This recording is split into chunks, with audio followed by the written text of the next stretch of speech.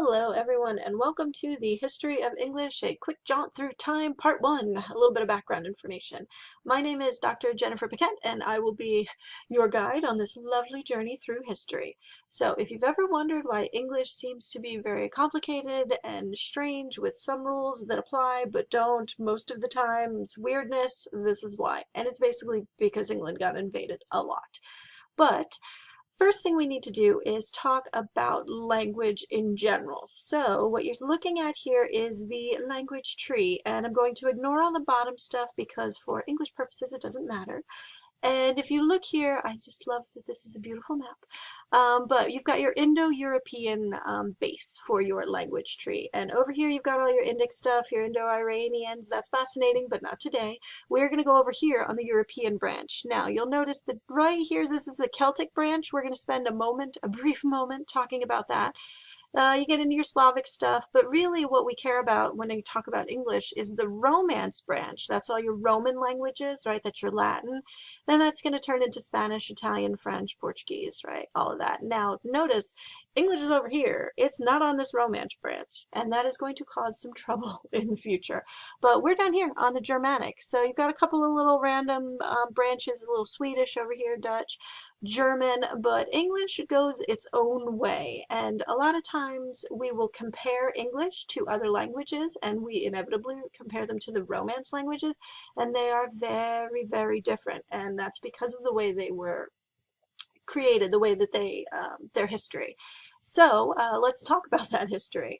And we're talking about English, so of course it begins in England. And like I said, this is England getting invaded, part 1. And the very first people to invade Britain are the Romans, and there are people there already. The Celts are there, but they call themselves Bretons.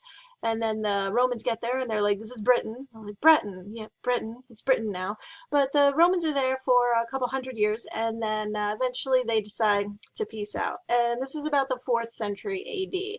So the Romans decide they're going to leave, and it's all great and wonderful until other people realize that Rome has left England, and it's not England yet, it's Britain. They have left Britain undefended. So 3 tribes in particular to the east decide that they are going to invade. Those are the Angles, the Saxons, and the Jutes. And at the same time, the Picts also decide they're going to invade. So England gets invaded a lot by a lot of different people.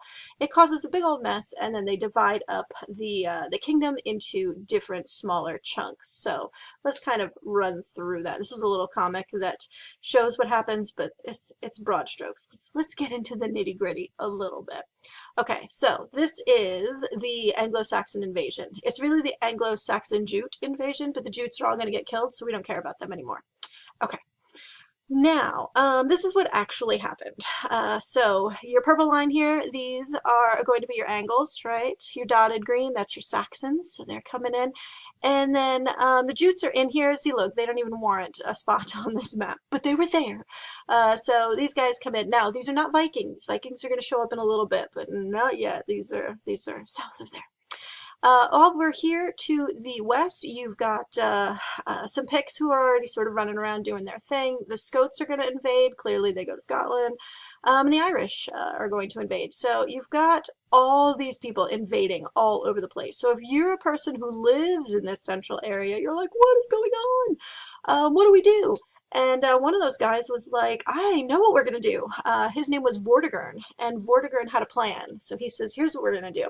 We're going to go and we're going to talk to the chieftains of the Angles, the Saxons, and the Jutes, and we are going to hire them as mercenaries to kill the Scots and the Irish and the Picts, and then we'll pay them, and then they can leave, and they'll leave us alone. What he's really hoping is that they'll kill each other, and then everyone will leave them alone. Maybe he won't have to pay, but anyway, he goes, he makes the deal. They agree to the payment. They come over.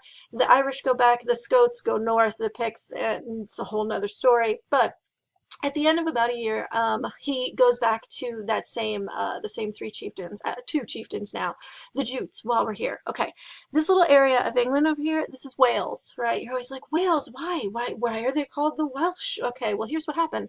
The Jute chieftain got killed. And the rest of the Jutes were like, well, dude, what do we do now? And they're like, I don't know. I like this side of the island. How about we stay here? And their name for foreigners, their word for like stranger, foreigner, is Welas. And Welas eventually eventually gets corrupted into Wales, and then they become Welsh. And they speak their own language, and it doesn't have anything to do with English, so we're not going to talk about it again. Moving on. So we've got the Anglo chieftain and the Saxon chieftain. So Vortigern's like, here guys, here's your money, thanks so much, this has been great, you can go. And the Anglo chieftain is like, well, you know, we've been kind of trying to invade this island for a really long time. And what would it take for us to like stay? Like, how could you legalize our occupation? And then the Saxon chief says, hi, have you met my daughter? She's really hot. And if you agree to let us stay here legally, you could totally marry her. So, of course, Vortigern, and there he is, you know, with the lovely Saxon princess. So, if you ask the English, Vortigern, not so much a national treasure since he sold out their country to invaders so that he can marry a wonderful German lady. But it's not over. Now they need to divide up the kingdom. So the whole place is now called Angland because the Angles are in charge. That guy was bigger. The Saxon, you know, they just get the little Sussex, Wessex, and Essex. That's all we have left of them. But it's England now, and that's why England has two names, right? The Britons are who was originally there. The English invaded them, so now they're the English. And you'll notice on this map, anything in this like gray color does not speak English, so we don't really care about them for purposes of this video. What we do have is up here we got Northumbria. It's going to end up being Scotland-ish, right? Mercia is the center, and then we have East Anglia, Essex, Kent, Sussex. Down here's London, right? Essex and Kent, and then Wessex, and then you got to you get all the Wales stuff. But this is how the Anglo-Saxon invasion leaves the island. And now we're ready to talk about what we call Old English. But that is in the next video. So come back and check out part 2.